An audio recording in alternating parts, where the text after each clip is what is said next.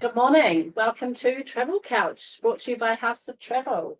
I'm Paula Watson. I'm Head of Supplier Partnerships here at House of Travel, and today I'm joined by Wendy Harrison, our Retail Manager from the Crossing store in Tauranga. So welcome, Wendy. Oh, thank you, Paula.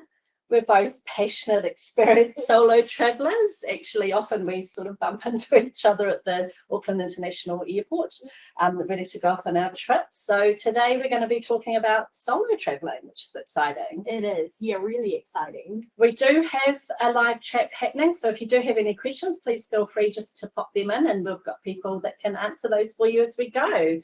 But Wendy, solo travelling is getting so popular, actually, from reports that we've looked at and people that we've spoken to in our touring and cruise lines, 40% of departures going now are actually solo travellers on those, which is really great. And actually at House of Travel, we see 60% of those solo travellers are actually female, which is great. And I think what's happened is, well, women are taking the charge, but I think, they've become empty nesters, the children have left home, they want to get their power back and start exploring the world. And actually solo travel doesn't actually necessarily mean you're single, right? No. Often it's the significant other is being left behind and they've decided to go traveling, which is super exciting. So have you seen this trend as well in store? Yeah, we've definitely seen a huge influx of what we call YOLO, so you only live once travellers. After being locked down, I think so many people have decided to stop waiting for that right moment for a friend or family member to join them, and they're just going, I'm going. Yes. They don't also want to compromise anymore. So on traveling with someone that might not have the same interests or the same activity level, and they actually just want to be able to do what they want and when they want it and really enjoy that freedom of that way of travel. You are right. We are seeing a lot of lady travellers or solo lady travellers, but equally there's a lot of men travelling solo as well. So certainly not just for the woman. Yeah. So what are the options for these solo travellers? Yeah, so it really kind of depends on the type of traveller that you are. So we're seeing three main trends, I guess you could say. So there's the go at your own way travellers, and other ones that really love to have their own independence, right, to have time exploring. They'll come to us and we'll book those kind of big pieces of their trip. So their airfares, their accommodation, potentially a rail pass, maybe some sightseeing here and there, but ultimately they're really wanting to discover each day on their own. That they've really enjoyed as well having that support behind them. Right. So that if a curveball does come their way, so it might be a delayed flight causing a misconnection, they can reach out to us for help. I guess one of the reasons why the go your own way travellers are popular is because a lot of people tell us they meet more people travelling this way. So they strike up more conversations, they're chatting with the local touring guide they might be with, or with their driver, or even a hotel concierge. Right. Yeah. Yeah, and we see also there's a category that we kind of put people in as social explorer, which I think is probably how I like to travel. So really it's a mix of what you just talked about, where you can be independent, but also join potentially a group tour as part of the travel, so that you've actually can make the connections with other people. You've got a bit of community around you, security, a lot of it, the planning, and that's been taken out of your hands. You don't have to worry about doing any of that, which is always quite nice. And, a lot of the touring companies and cruise lines are having different solo opportunities for people. So dedicated solo departures. They've come up with no single supplements now, which is really great, or discounts on single supplements often happens throughout the year, which is really awesome. And some even pair you with a buddy if you are happy to pay the twin share cost. And you'll see actually on our website, we do have a dedicated landing page for solo traveling, and often the costs on that do show as twin share costing because of that option if you do want to share with somebody to help reduce the cost. But obviously just come through if you want to look at any solo costing. We're happy to give that, obviously. But it's a really great opportunity to make new friends and discover new places. Yeah, and it's kind of travelling in a group, but without that group feeling a lot of the Yes. time. Yeah. Yeah. And then we've got the find your tribe sort of travellers, and they're the ones that do want that knowledge that they're basically on tour from the moment they leave their departure gate. Yeah. So whether that's an escorted tour or a hosted journey, they're travelling with that group of people generally for the entire time that they're away, and they've then got that really cool camaraderie. Yeah. They've got the safety, they're meeting new people all day, every day, and just having a fantastic time. And we get a lot of these types of tours accessible throughout the year, escorted by different personalities. They may be famous people that you know of, or regular people that work for the touring companies. But they're an awesome way to go if you like that feeling of, I guess, that community kind of feeling. Yeah, correct. I guess let's take it to the audience actually and see how they think they are, what sort of traveller you might be. So do you consider yourself a go your own way where you're independent for most of it? Are you a social explorer, so a mix of independence and group touring? Or maybe you might be the find your tribe, so everything's kind of taken care for you once you arrive. So it looks like the answers are going up, and it's quite a mix. We've actually got a lot of people in the social explorer, which is a really great way to look at travelling because you have that really nice balanced mix, really. But while we're doing that, Wendy, do you want to share how your travellers choose between all these options? Yeah, it can be an overwhelming sort of place to start if you haven't travelled on your own before. So the first thing I would do is recommend to go into your local house of travel and sit down and chat with one of the consultants. We'll then try and ascertain and find out what makes you tick, what you've got pictured that your holiday is going to look like, what your needs are, what your interests are, and also what your why is. So I think that that's really important, understanding people's why, because for each trip, that why might change. And then what we do is we'll help you obviously design an incredible itinerary that way.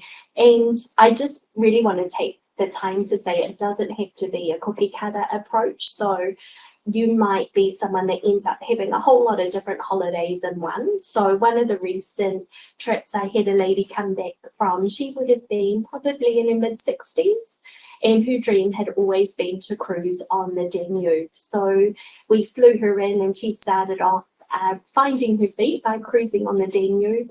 And then we took her through to Germany, where she joined an escorted Trafalgar tours to discover Germany as a country. Then she flew up to Cardiff and I was so proud. She picked up a rental car and did a self-drive holiday around the places that she wanted to go to in Wales.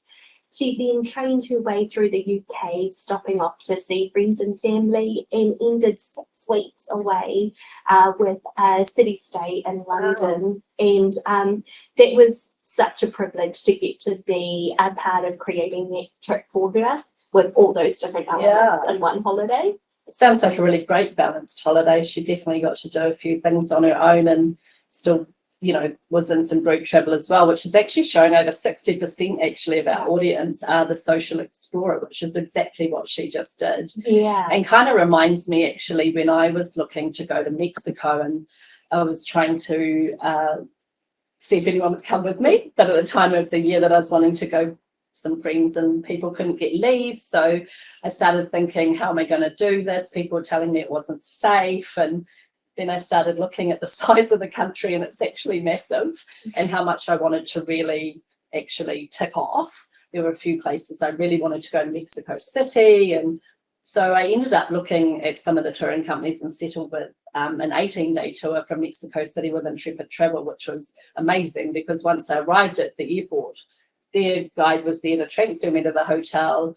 That night they had a welcome dinner, which was really great, and you got to meet the other travellers on the trip. And actually, everyone was a solo traveller on that tour. Oh, wow. And I got to pretty much do everything that I wanted to do, and it was all planned. It was a really great mix of free time through the day, but you had all your transportation and everything taken care of.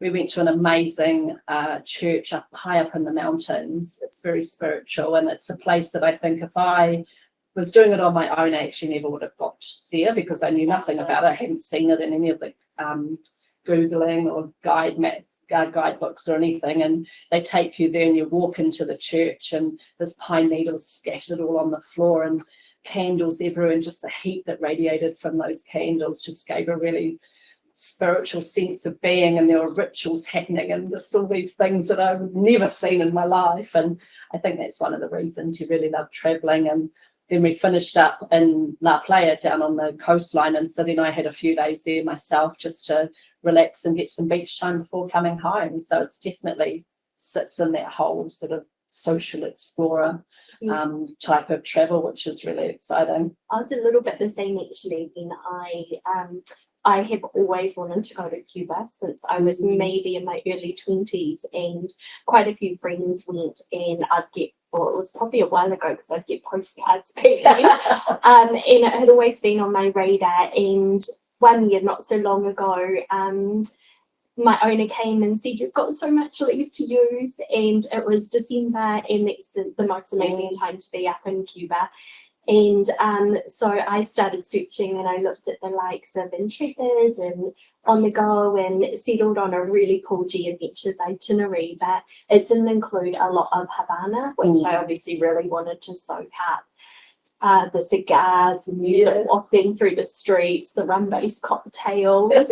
And so I flew in there early and had a few days there myself, and then headed off on this incredible G trip. And I actually opted to share with a stranger, or said I was happy to share. And ironically, I ended up rooming with a lady who worked for Flight Centre in London. Oh, wow. You can imagine we had heaps in common.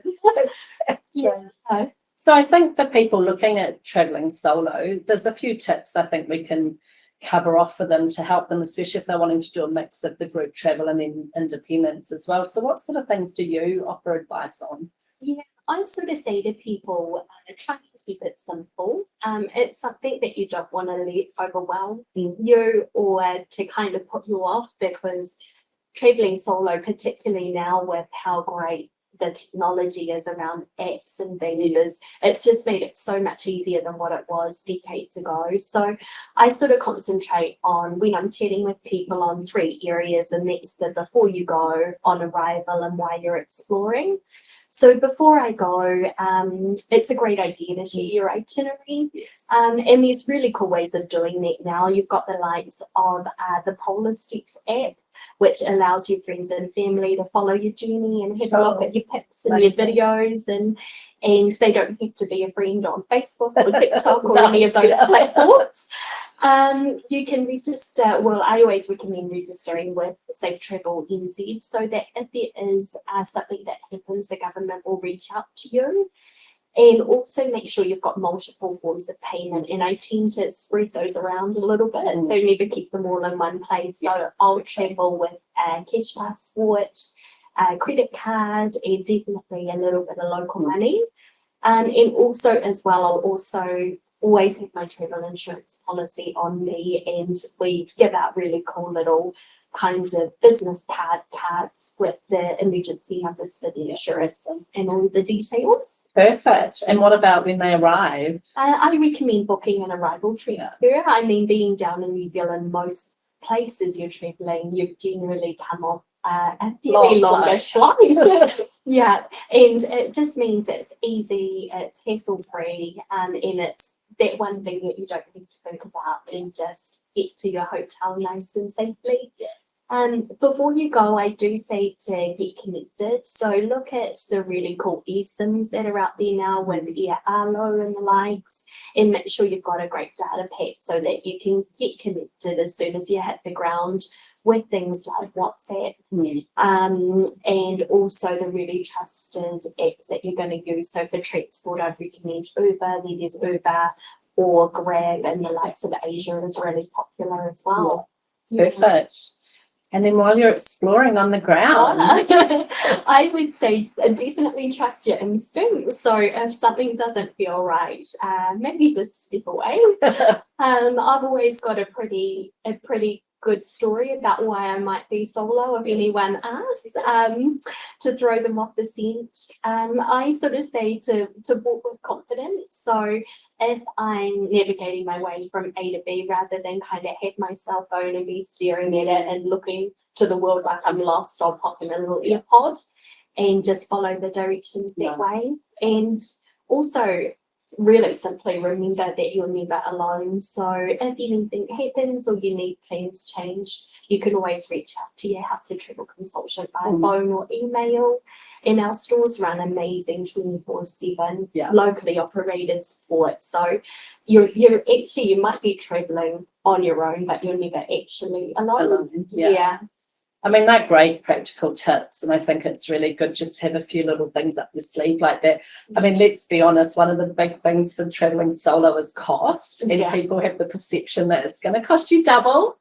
I think our industry is changing a lot, and it's really encouraging to see, because a lot of the touring companies have special dedicated solo departures now, and costs for solo departures, your own accommodation, so you can just pay a single supplement. Same with the cruise lines. Some of the different cruise companies out there have dedicated areas for solo travelers as well, which is really nice. So they have different lounges or again solo cabins, so trying to build that sense of community as well while they're there, but actually the cost isn't as bad as it used to be. So definitely ask those questions when you're talking with a consultant to see how you can get the best value, I guess, for your trip. And there's certain companies out there that offer dedicated solo departures, and often on those they'll have discounts as well, which makes it even more affordable. So lots of options out there now, which is really encouraging. Yeah, I think, like you said, the industry's come a long way, and I think the biggest thing is that can be hard to find sometimes those deals if you're searching and you don't know where to find them. So again, that's where you'd come through to us. And just really wanting to let you know that by booking through House of Travel, you're not going to be paid any more for these kinds of products that you would if you went direct.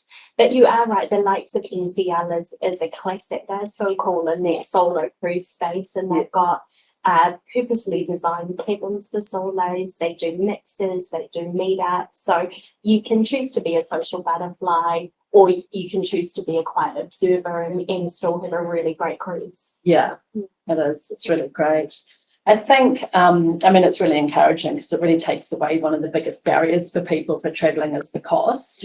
Let's go to another poll and see what our audience is thinking about what kind of excites them, I guess, the most about traveling solo. Is it freedom to do what you want when you want? Is it meeting new people and making friends? Obviously, ticking off those big bucket list destinations is always high on people's agendas. Or if there's anything else, just pop it in the chat. We'd love to hear from you as to what that is looking like. We should have had an all of the above. Yeah, true. It should have been all of the above, actually. It's quite even, actually. Definitely freedom, meeting new people, checking off bucket lists, definitely high on that, which is really awesome.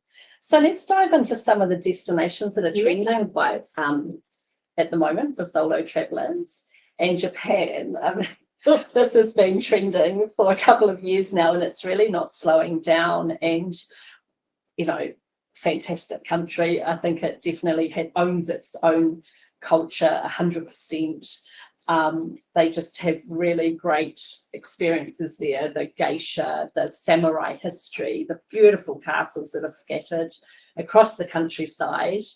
It's one of the safest countries to travel. There's very, very low crime rates there.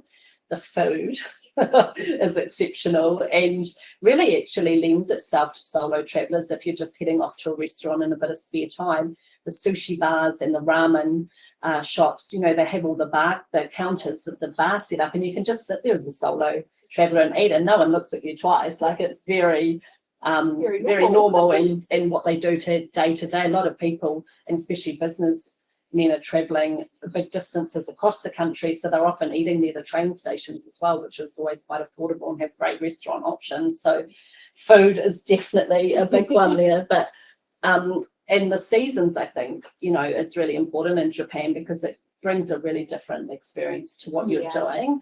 Obviously, sakura is very popular in spring with the beautiful cherry blossoms. It just is stunning. And there's dedicated solo trips. I mean, I know Wendy tours do fantastic trips up to Japan over that time and all throughout the country. There's the beautiful autumn with the koyo leaves, so the beautiful red maple leaves, just looks stunning again. And it's kind of a little bit more off season, so again, a few more less crowds as well, which is always quite nice.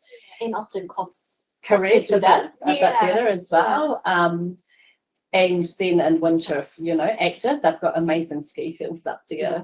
They've got the beautiful onsen, so the hot springs, so lovely to have at the end of a day to wind down. And then, of course, there's the beautiful snow monkeys if you want to hang out with them as well. So lots there. They have the modern technology there's insane as well, and efficiency. So you're connected throughout the country with the Shinkansen, the bullet trains. A really efficient way to get around the country. And they also have the crazy capsule hotels. So as a solo traveller, it's another affordable way to stay if you just want a quick in and out and don't need much fuss, check out a capsule hotel. I was watching it actually the other night on TV with Bradley Walsh, and it's fun they were staying in one of those. Yeah.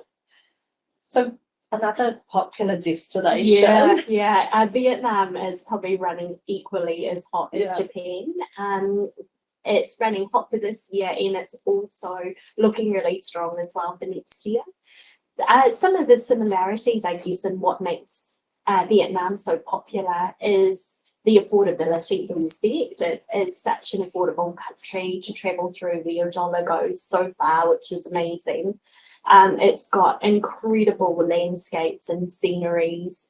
The people are so beautiful. They're warm, they're welcoming, and great food scene as well, where the food is really fresh but still incredibly tasty, and it does have that accessible history as well, which it is quite recent, so it's a really interesting place to go through.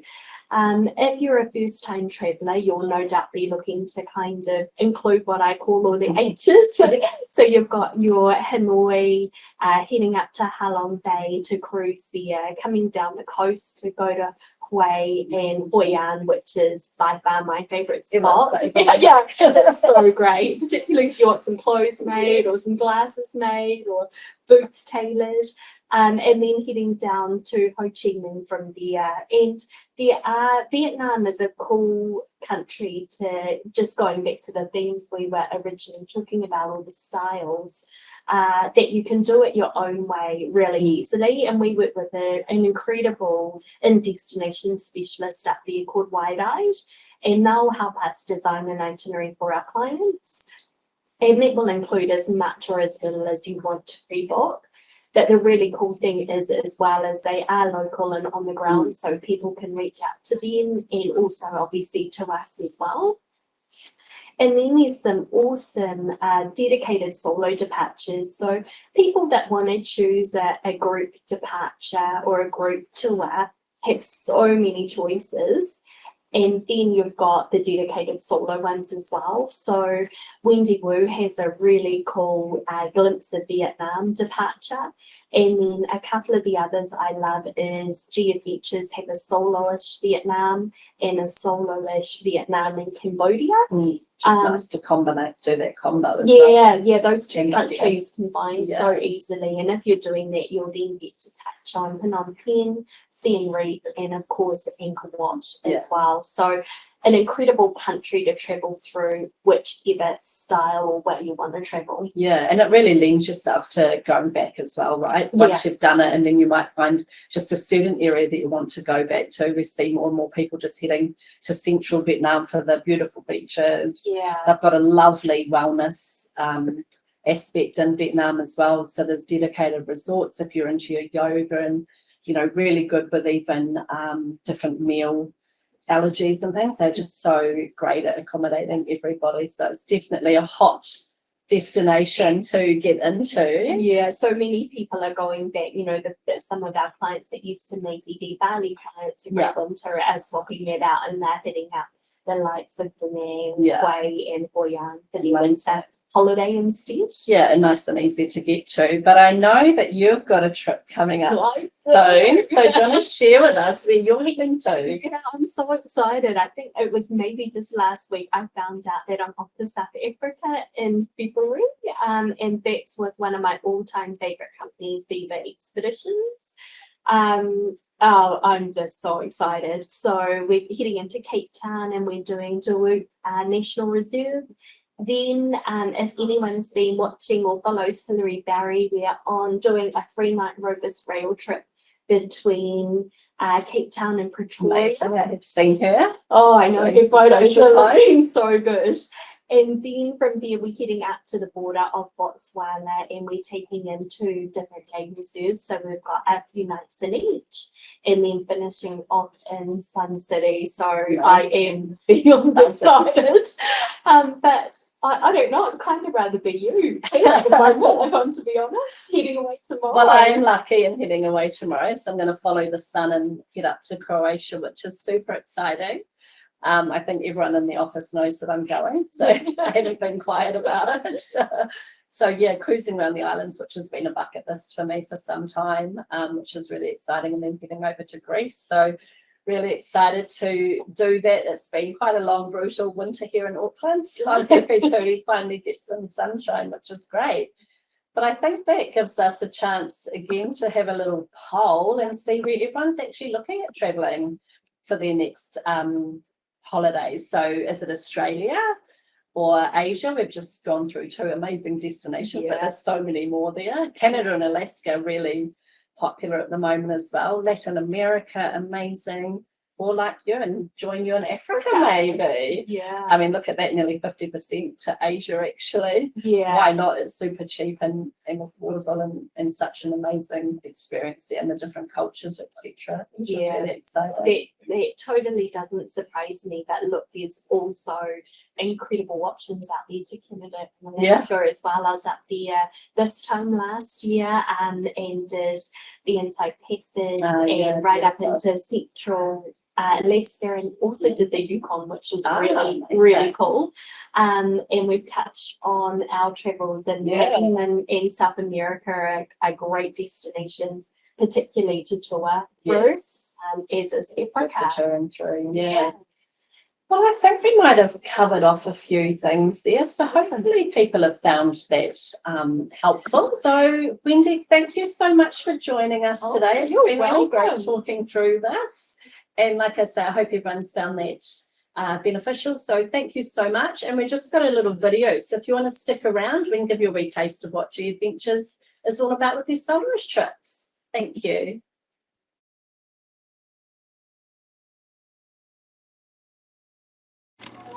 For as long as humans have wandered the world, solo travelers have craved the camaraderie of like-minded explorers. Now, in 2024, G Adventures is unveiling the next evolution in solo group travel. Introducing Soloish Adventures. Exclusively for solo travelers, these trips were designed to do one thing better than anything that's come before: create community. With itineraries crafted for instant connection, travelers will be on a fast track to getting closer to each other and the world right from day one. Forget awkward icebreakers. These trips' first 3 days are packed with epic experiences, handpicked for turning strangers into a close-knit crew. Safe, secure, and expertly led. This is solo group travel, reimagined with community at its core. This is Soloish Adventures.